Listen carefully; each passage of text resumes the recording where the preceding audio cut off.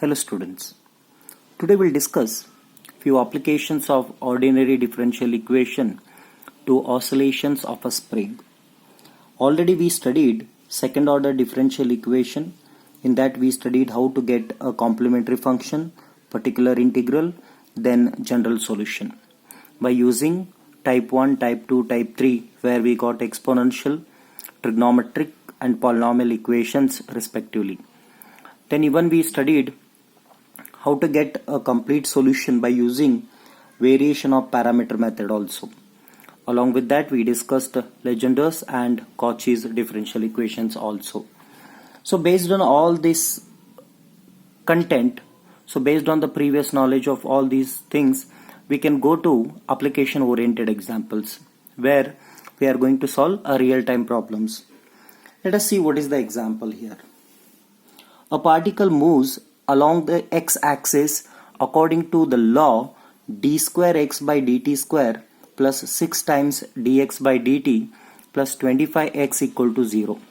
If a particle is starting at x equal to 0 with an initial velocity of 12 feet per second to the left, then we need to determine x of t. If you think practically what exactly it is, if you see this is x-axis and this is y-axis, what it says, a particle is moving along x-axis. The particle is moving along x-axis on this line. It's moving along this line. Then with the help of this differential equation, and we can see it is a homogeneous differential equation. If the particle is starting at x equal to 0, the particle starts at x equal to 0, then it proceeds towards left. Initial velocity of 12 feet per second to the left, that we need to take it carefully. Means it starts at x equal to 0, it's moving towards a negative side of the x-axis. So whatever 12 feet per second it moves, that becomes minus 12 feet per second, because it is not moving on positive side, it's moving towards negative side. That we need to take care in this entire example. Okay, let us start with this example mathematically.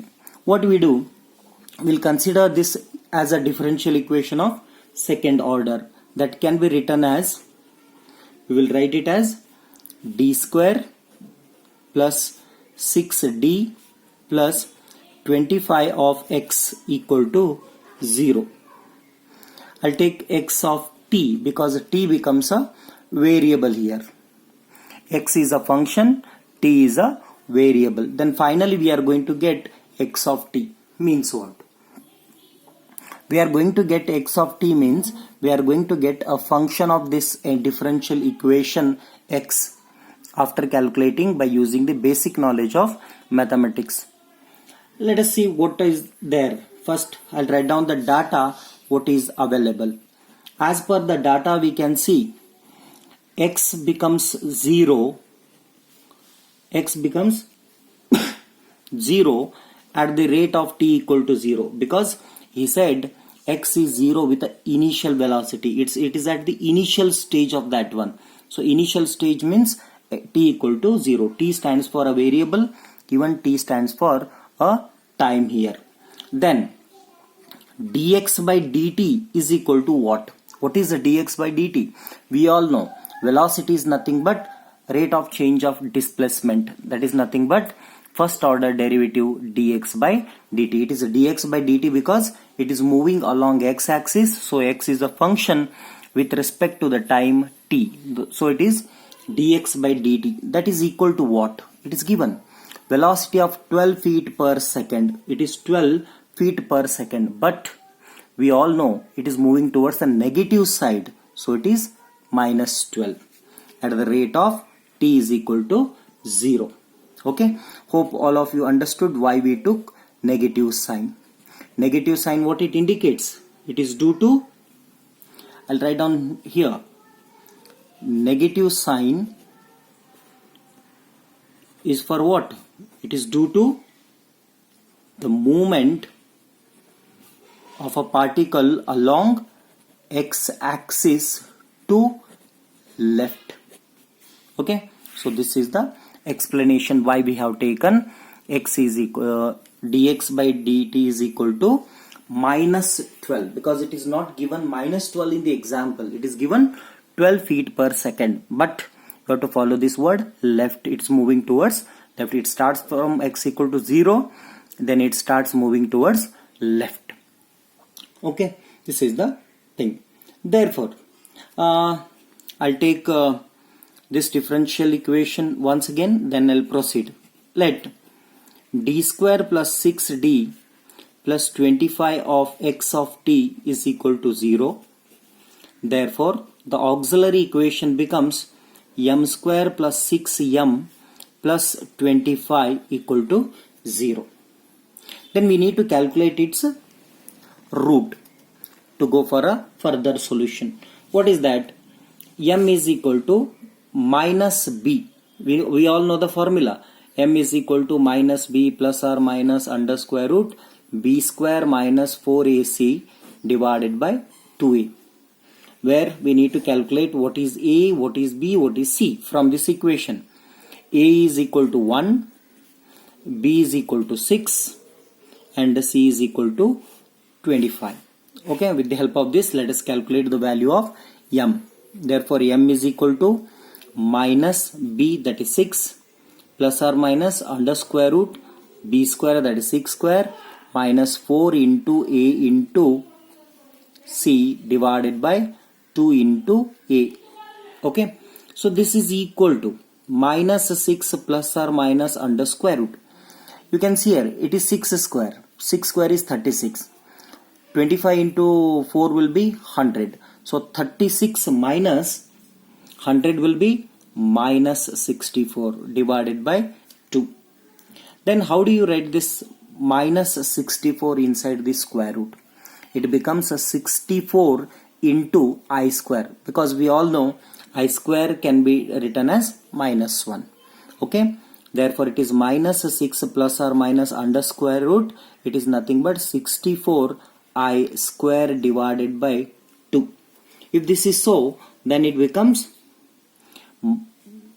minus 6 plus or minus.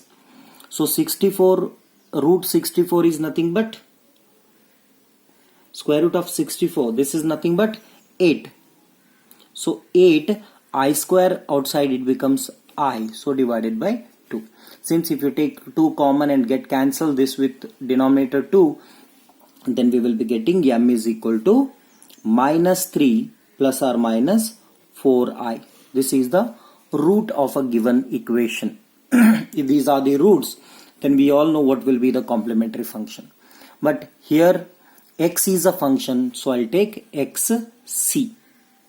That is equal to xc is equal to, what is complementary function for this complex root? It becomes e raised to minus 3t into c1 cos 4t plus c2 into sin 4t. But one thing we should not forget, the given equation is homogeneous. Homogeneous differential equation. We all know in homogeneous differential equation, the complementary function itself is a general solution. Therefore, this thing I'll take it as x of t, because it becomes a general solution now. This complementary function itself becomes a general solution. We need not go for particular integral. Therefore, x of t is equal to e raised to minus 3t into c1 cos 4t plus c2 into sin 4t. I call it as equation number 1. Then we can see what is required. We got the value of x, but even we need dx by dt. For that dx by dt, what to do? Let us differentiate equation number 1 with respect to t. The same equation, once again, let us differentiate with respect to t. Then we'll be getting x dash of t. X dash of t is nothing but dx by dt, which is equal to. So here you can see e raised to minus 3t is common. It is like u into v form is common. Then differentiation of this bracket with respect to t will be, here again c1 common, differentiation of cos 4t will be minus 4 sine 4t plus C2 into differentiation of sine 4t will be 4 into cos 4t. Okay, plus I'll take it here, plus whole bracket common,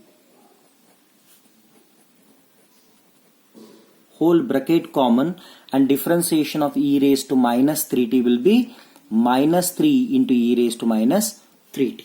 Okay, so we call it as equation number 2. Now we got equation number 1 and 2. Equation number 1 represents x. Equation number 2 is represented by dx by dt. Let us take initial conditions given in the example. What are the initial conditions given? You can see here what initial conditions are given. They said x is equal to 0 at initially.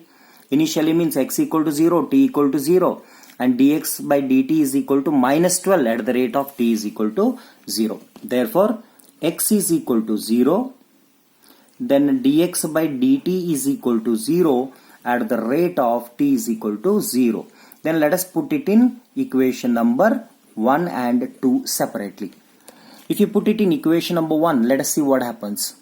X of t means x equal to 0, so it is 0, equal to e raised to minus 3t, t is equal to 0, so e raised to 0, into c1 of cos 0 because t is 0 plus c2 of sin 0. Okay, so this is equal to 0 is equal to e raised to 0 is 1 and cos 0 is 1, so we get c1, and this is 0 because sin 0 is 0. We all know cos 0 is 0 and sin 0 is, cos 0 is 1 and sin 0 is 0. Therefore, C1 is 0. Next, substitute it in equation number 2. Then equation number 2 becomes dx by dt, that is minus 12. So, minus 12 is equal to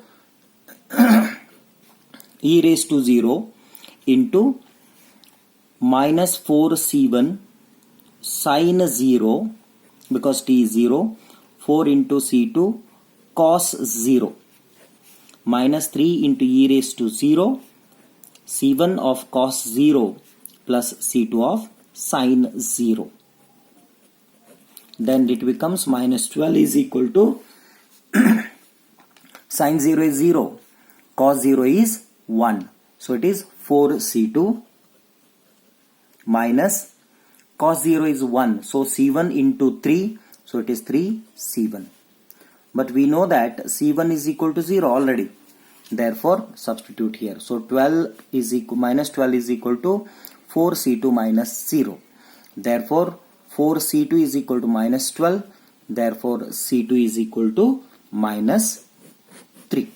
So substitute the value of c1 equal to 0 and c2 is equal to minus 3 in, we have two equations. One is equation number 1 and the other one is equation number 2. Equation number 1 is represented by x of t and equation number 2 is represented by dx by dt. But what is our question? What is our demand? Determine x of t, means we need the value of x of t with all the conditions. Therefore, put it in equation number 1. Okay, so then equation number 1 becomes, substitute it in equation number 1, then it becomes x of t is equal to e raised to minus 3t into minus 4 into c1. c1 is 0. Fine. Plus into sin 4t plus 4 into c2. c2 is minus 3. c2 is minus 3. That into sin 4. This is cos 4t. This is sin 4t. That finally it is x of t is equal to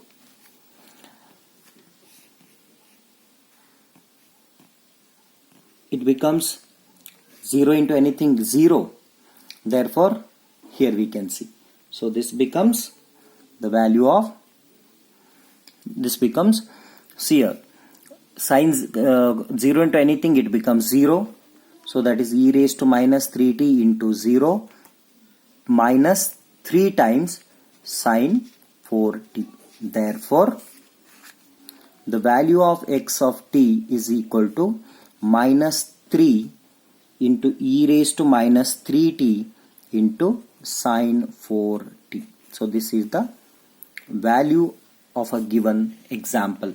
So they said determine the value of x of t, and we got the value of x of t is minus 3 e raised to minus 3t into sine 4t. Thank you.